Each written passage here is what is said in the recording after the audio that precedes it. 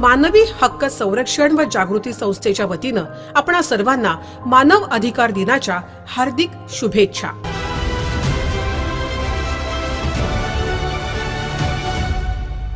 माननीय श्रीपाद शिवाजी कोंडे देशमुख।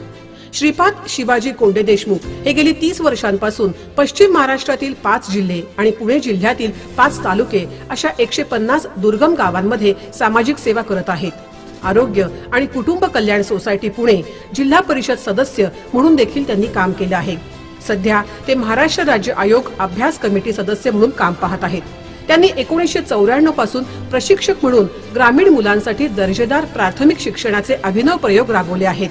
ते आजही कातकरी आणि महादेव कोळी आदिवासी वस्त्यांवर कुपोषण, आरोग्य, रोजगार आणि शिक्षण विषयक प्रगतीसाठी काम करत आहेत।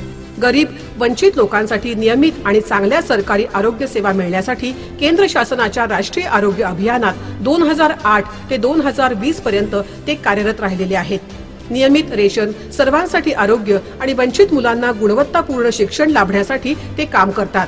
आपण समाजाप्रती केलेल्या कार्याच्या आणि कर्तृत्वाच्या सन्मानार्थ संस्थेच्या वतीनं 10 डिसेंबर जागतिक मानव अधिकार दिनानिमित्त आपणास मानव अधिकार पुरस्कारानं गौरवण्यात येत आहे।